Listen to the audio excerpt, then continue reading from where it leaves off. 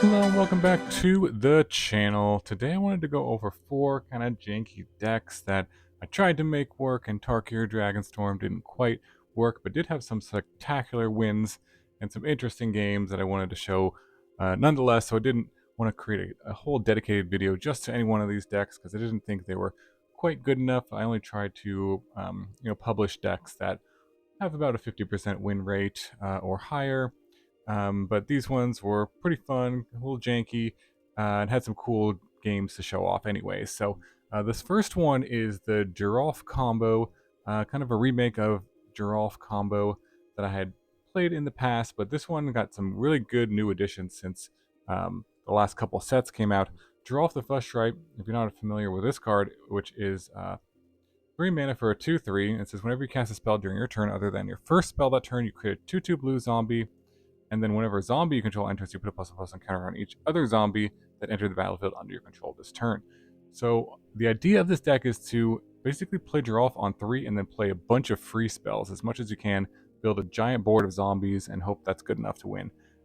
So how are we going to play all these free spells? Well, we got we got plot spells from Demonic Ruckus and Cunning Coyote here, which you can plot for 2 mana and 1 mana respectively. So this is usually kind of a 1-drop here.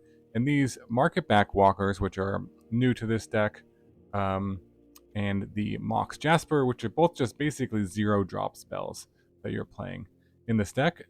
So what you want to do is to play the Geralf, and then you play some of these zeros, the Cunning Coyote for 0, the Demonic Ruckus for 0, some of these zeros, and that generates a token. If you play the second spell, it itself is the first spell. These will generate a token as the second spell. So Cunning Coyote, for example, will generate a token, and then you'll have 3 creatures in play. This will allow you to start convoking things, such as the Referee Squad or the Halo Hopper. And every time you play one of those, that's going to generate another token. And so perhaps you have another free spell, the Walker or the Jasper or the Demonic Ruckus if you've plotted that. And then you can kind of play another Convoke spell. The Zephyr Singer can kind of give everything flying here, which can be pretty powerful as well, and be cast essentially for free. The tokens here are blue zombies, the blue and black, so you can use them to tap for the Singer here, for the blue cast in there. Got a 1 of Recruiter just to kind of finish off the game with your tokens, pretty nice. And then some other creatures you can play on turn 1 or turn 2. The Rouse Reinforcements gives you 2 tokens, which is good because of all these Convoke things. Again, these are red and blue tokens, so the blue can be used for the Singer here, the Referee Squad as well. So we're kind of really just trying to go really wide on turn 3. And Spyglass Siren, just a good 1-drop, as well as a blue creature, again, that can convoke out these things and just tap for essentially mana with the convoke spells here, because you're really just trying to go draw off 3, play out your whole hand, get a huge board, and just win the game that way. Of course, the Marketback Walker can be used as a creature. The Mox Jasper is just basically a 0 mana card that will give you a zombie, but every time you play a zombie, it kind of scales. So you get a 2/2, a 3/3, 4/4, and so you really want to be able to play as many zeros as you can on turn 3. So that is basically the idea of the deck. Otherwise, you're kind of just like a token beatdown deck and hope that's good enough. Pretty straightforward mana base. Let's jump into some of the games that I played with the deck and see what the strengths of the deck are, and again, one of the weaknesses and why this deck kind of didn't work and didn't really take off. But I think it's a pretty decent deck overall. Okay, on the draw, this hand would be very good if we had a Geralf.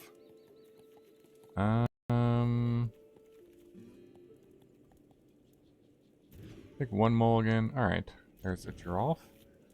Put back a Siren, I guess, or a land and try to hit a land. Siren doesn't do too much in this hand, though. Nothing to convoke at the moment. Ooh, nice. Leading effigy. Back to hand. Okay. Oh, there's another free spell. Let's save that for our Geralf turn. Yep. Okay, we'll convoke, or sorry, plot here. Pass. So we can make 1, 2, 3 zombies. Another land is unfortunate. Would have been nice to... What does this do? At the beginning of combat, if you cast 2 or more spells this turn, it becomes a 3/3. Alright, well, let's just go for it. Make zombie, zombie, and zombie, and give this one haste, swing for 7. Pretty sweet. Alright, got there. GG. Okay, on the play, 1 lander. Jeez. It would be very good if I knew I was going to draw lands for the next 2 turns. Like very, very good. So very tempting to keep this, even on a turn 4 play. 1, 2, 3.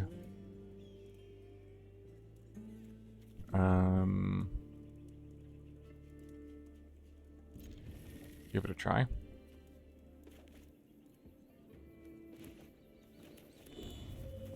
I'm going YOLO here just because the potential for this to be such a broken hand is there that I think it's worth it. Okay. Well, we do the land. I could play a Marketback Walker out, but I think I'm just going to try to save it for my Geralf turn here. Oh boy, okay. Better lucky than good, I guess. Hey, play the Geralf. Let's go Mox. Let's go Hangerback Walker. Let's go Hangerback Walker. This is ridiculous. Let's go Zephyr Singer. And let's put the Ruckus on this one, I guess. And yeah, that was a pretty good turn 3. Definitely got lucky to hit those land drops. But there goes my board. Forgot about temporary lockdown. Alright. Very nice. Oh well. That was sweet.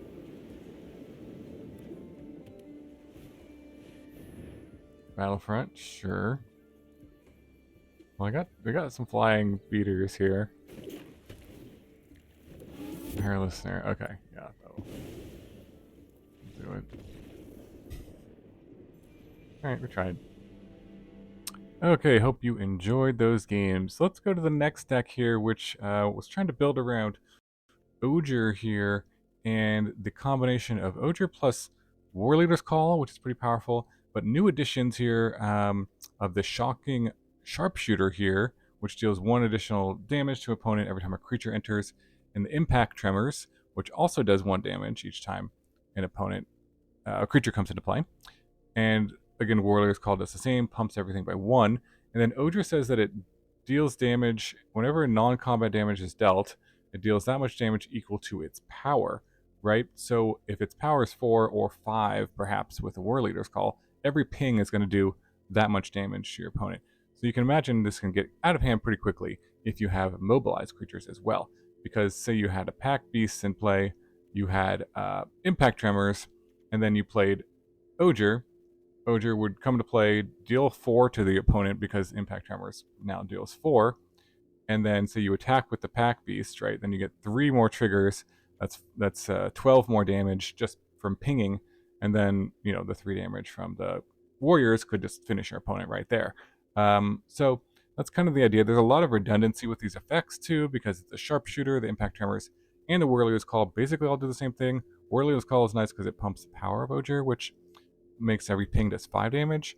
And then, of course, we've got the Packbeasts, the Voice of Victory, which has mobilized 2, and the Headliner, which has mobilized 1, all triggering additional creatures and coming into play every turn, and is a decent effect on its own with these cards. But Ojer just takes it way over the top and does tons of damage to your opponent all at once. Hired Claw, just a nice 1-drop, also pings your opponent, so Ojer can make this do 4 damage per ping. And same with the Firebrand. This can be kind of your removal spell, but also could do 1 damage / 4 damage to your opponent if you have Ojer out. So nice little 1-drop suite. And then mana base, pretty straightforward. So let's jump into some games, or one game in particular, I should say, where this worked really well and see it in action. Okay, on the draw. Hand looks okay. Got the Ojer, so I do need a white source for the voice. But just need to draw some white lands and we should be good to go. There's lots of those in the deck. Impact Tremors, Impact Tremors.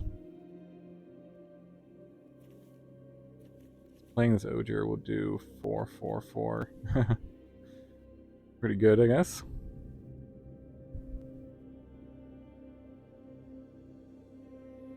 Up against blue. What are these sleeves? Oh, nice. Johnny. Very good. Blue, black, something or other. Another 2-drop, huh? Okay. Swing for 1. Maybe. Maybe not.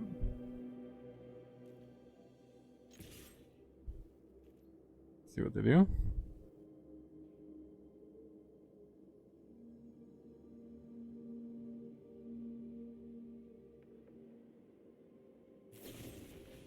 Yep, there goes. Alright, let's get out the Impact Tremors. Resolve that.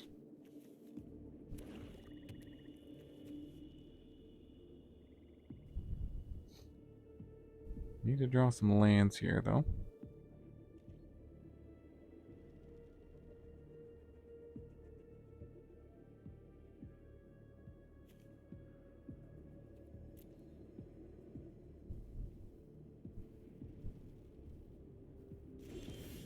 There we go. A good one. Do I think they're holding up removal? Most likely. Although I kind of want... I don't know. Go Impact Tremors again.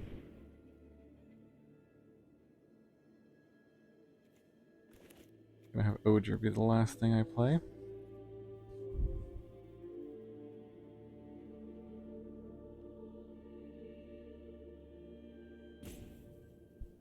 What in the tank about this Impact Tremors? And it's getting countered. Sure.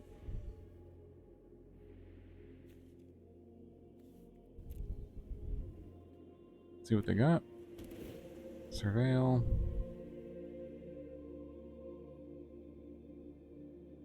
Keeps it on top.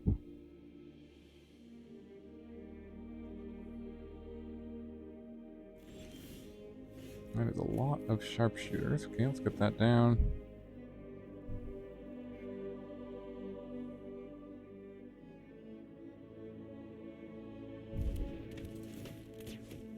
Ping ya for 1.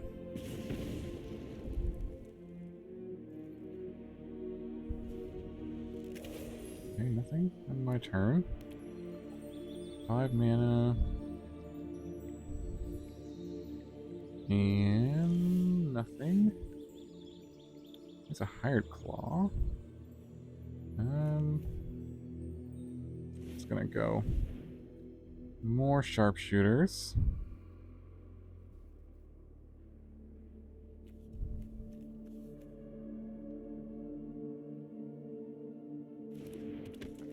Okay. Ping and ping. Hidebinder. Okay, interesting.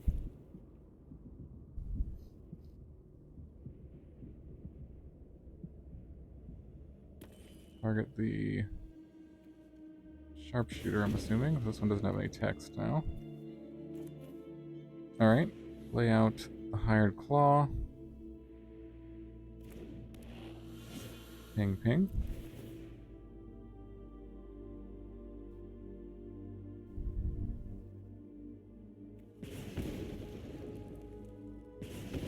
Alright.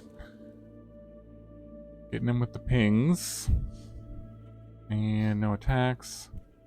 So we got 2 pings here. Fatal Passage.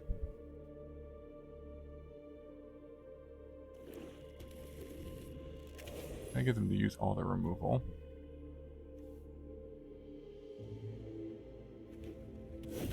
Demon. Ooh. Go for the throat. Yep.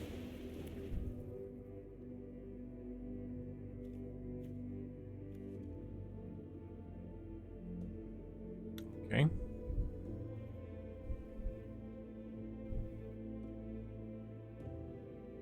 Let's see what they got. 2 cards.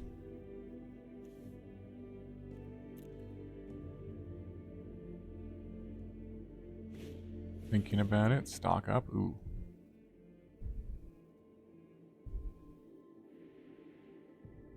Good. They're gonna find probably what they need. So this, I'm guessing this is that demon deck that I'm trying to mill with Jace. Be my guess. So now if we draw a land, play Ojer, it'll ping for 4. This will ping for 4. Let's eat. I think I just want to play both of these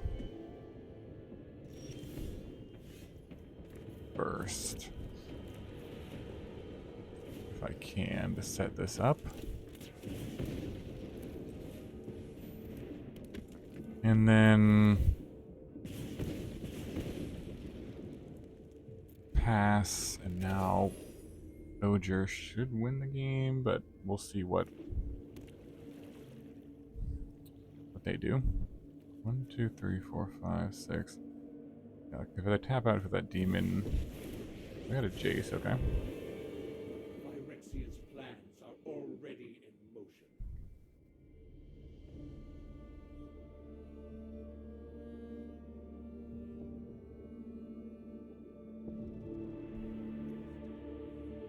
Oakley dokie, Jace. Perfected Mind. Mills 3. Draws a card. Hope they don't have a go for the throat. Another one. Use 2.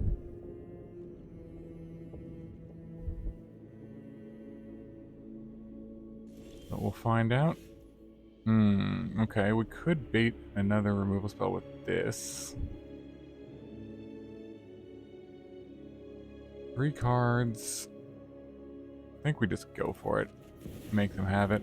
No, that resolved very quickly. Well, this is going to do a ton of damage. All of these are going to do 4, 4, and then, yeah, everything is going to ping. That is like 20 damage of pings with Ojer. Nice. Alright. On to the next one. Okay, hope you enjoyed that game. Let's talk about this next kind of janky build that I was trying out. This one is kind of built around this Atali's Favor Scroll Shift combo. Now, if you're not familiar with this, if you have Atali's Favor as the only card in your deck that costs 3 or less, it will discover into itself over and over again until you've discovered into all the Atali's Favors. Now, you can also have Scroll Shifts here, which Atali's Favor will discover into.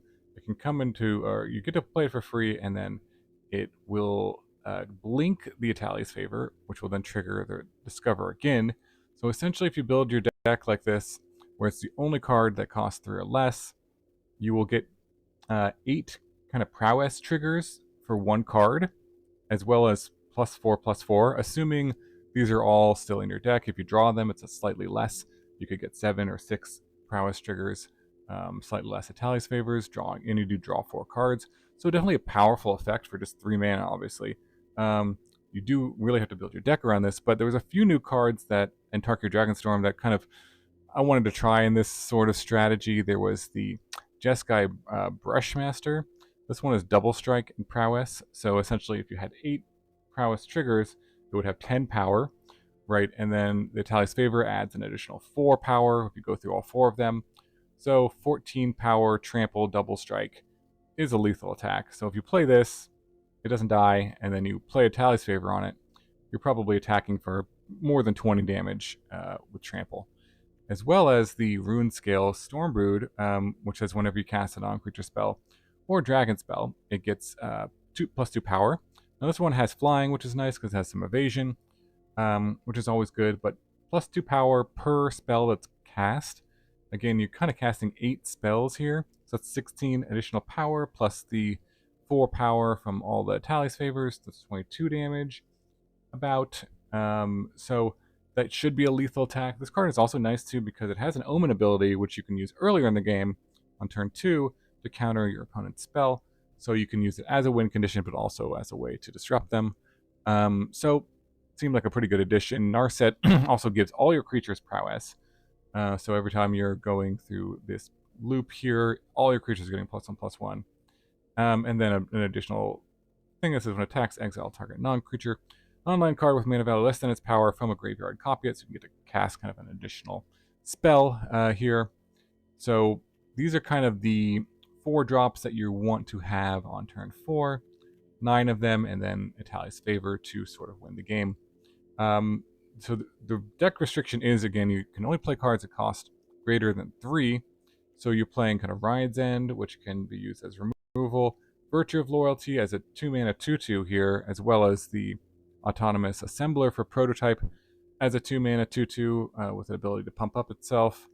And then Steel Seraph as a 3-drop here, and the Twin Maw Stormbrood, a new card from Dragonstorm, for another removal spell for 2 mana that can do 5 damage to a creature, or you can play it as another dragon later in the game. So kind of a decent way to fill out the deck, and we also have the Mystic Monastery to kind of help with the mana fixing here. So I thought I'd try this out and see if we could get some cool wins with this interesting combo in Standard. Okay, on the play. Oh, this hand. A lot of scroll shifts. Do have the combo, so to speak, but really don't want those in the opener. Let's see if we can find something better. This looks better. I can put back one of them.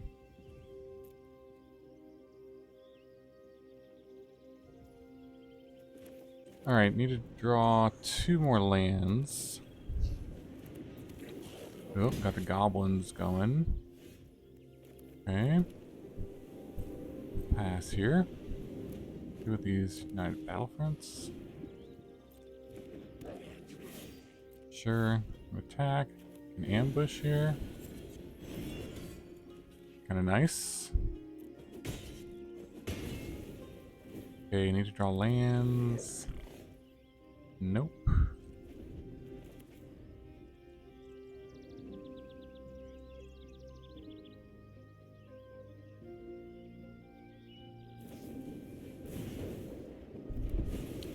And it's dead. Okay. Pass.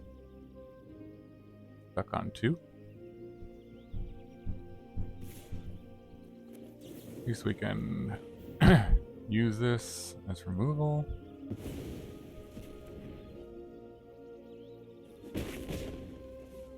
$14. Okay. Well, got a blocker at least.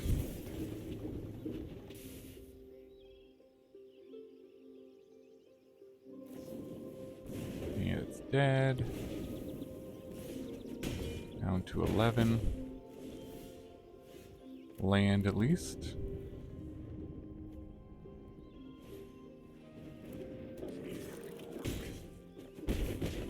8.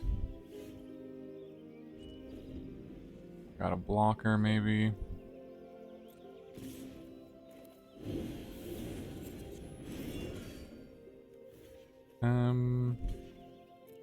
Block there. 4.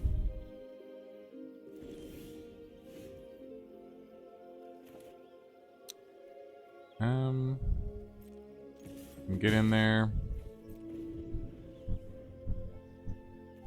A lot of 4s here.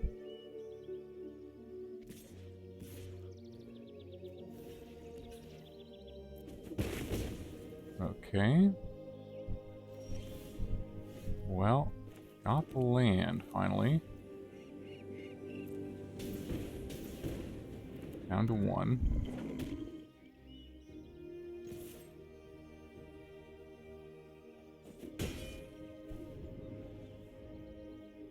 Better not take any damage here. Don't do it.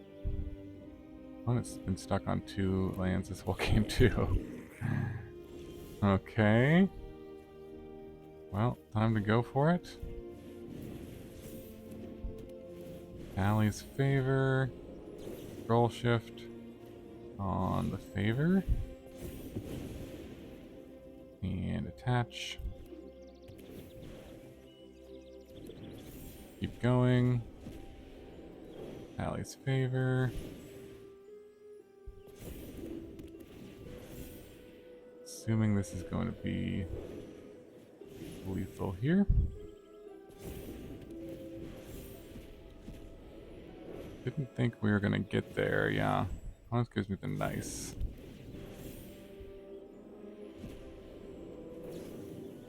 Scroll shift on one of these.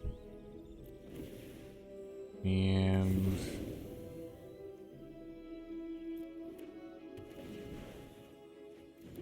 drew another scroll shift. Okay, is there one more? I think there is, yeah.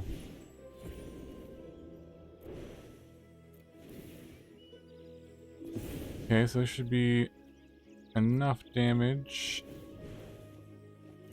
for lethal. Very surprised I was able to win this one. And yeah, swing in.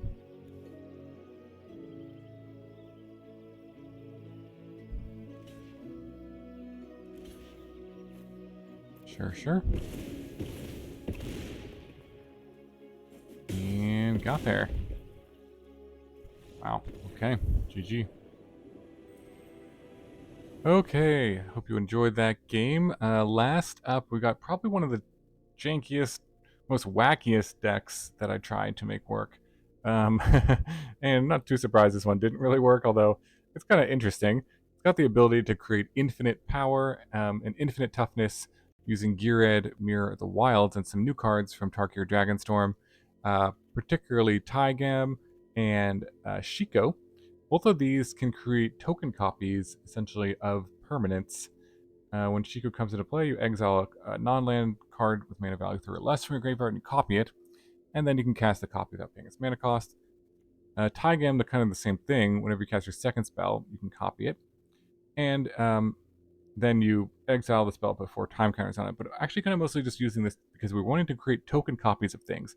Now, Geared says you can all your creatures, non-token creatures, get tapped to create a token copy of a token that entered this turn. So if you have a token that comes in play that then untaps your creature, you can basically tap that creature again to create a token copy of that same thing that untaps it. Now there's a few cards, the Airtight Alibi, when it comes into play, it untaps the creature, as well as the Silken Strength, which untaps the creature when it comes into play. So if you create token copies of the Airtight Alibi or a token copy of a Silken Strength, and you have a Geared out, you can then go infinite, basically tap your Geared to make infinite copies of Airtight Alibi and put infinite number of these on every creature that you can tap with the Geared's ability, because it gives it to all your creatures.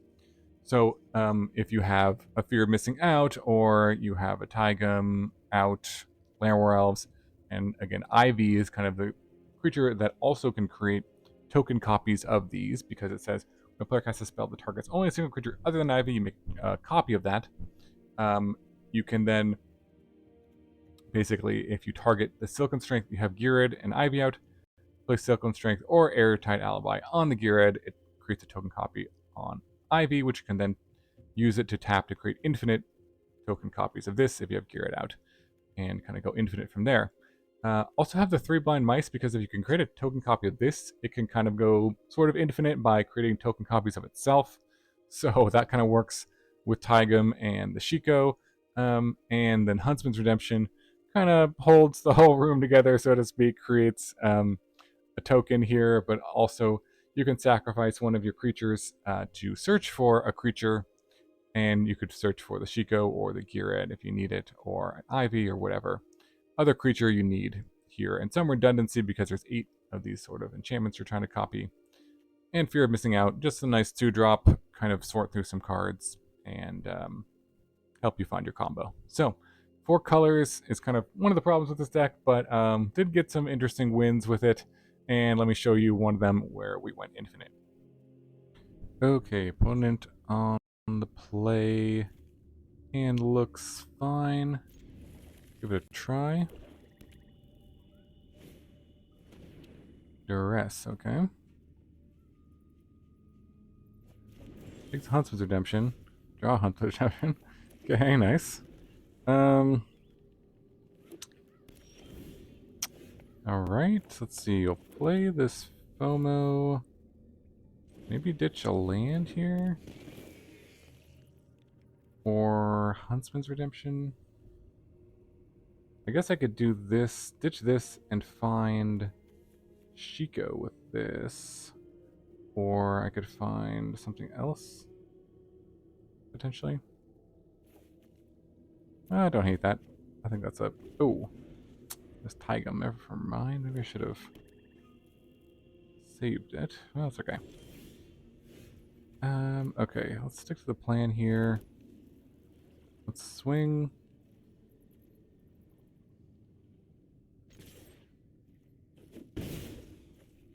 And go Huntsman's Redemption.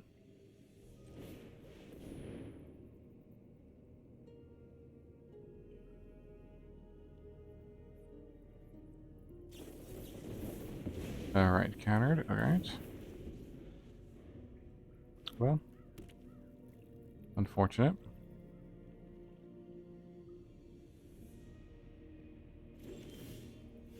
Another land. So much lands. Alright. Have a Geared beatdown, I think.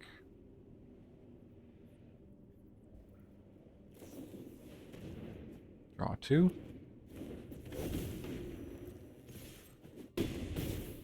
Play...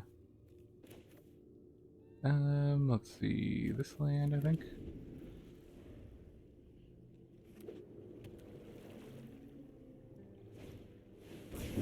Deadly Cover-Up, wow.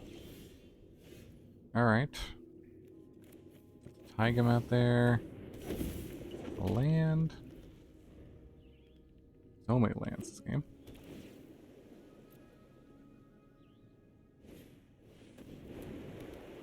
Return Monument. Alright. Let's swing.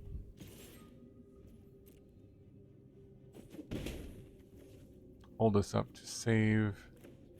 Creature.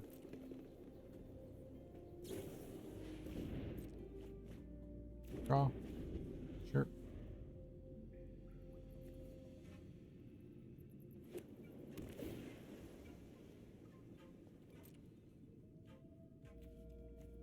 Start milling ourselves, milling them. Doomsday, sure. Pretty good. Down to 6 cards. And there's Geared. So actually we can make an infinite guy here. It's a second spell, right? Yeah. We can do infinite on both of them, actually. Yeah, that's right. So this should be lethal. Actually, wow. So create a token copy, and attach it here. Just have to make sure that they're both 11, 11. Don't have to pump it up too much, which is nice. And then, yep, they're both going to be infinite, infinite, and attack for the win. Wow. GG. On to the next one. Alright, thanks so much for watching these 4 decks that had some interesting combo potential that I thought I'd try, but ultimately just weren't that great decks, so didn't publish them as their own video, but I didn't want to have the ideas or some of the cool games go to waste, so thought I'd share them. Let me know what you guys think about this kind of video in the comments below. I did one of these earlier if you want to see. Check out that on the video on my channel, where I went over 3 other decks from Tarkir Dragonstorm that didn't quite make the cut, but had some cool wins that I wanted to show off. And maybe these ideas will sort of get developed into the future into a full-fledged, somewhat competitive deck, but the enablers maybe just aren't there, or maybe there's just different ways to build these combos that you can think of that might improve them, and that maybe some of these ideas are worth developing. But overall, I kind of again kind of gave up on some of these strategies when they weren't winning as much as I would like to, but definitely wanted to share them with the world anyway. So hope you enjoyed it and appreciate that. Thanks so much for watching. I hope you have a wonderful day, and I will see you in the next video.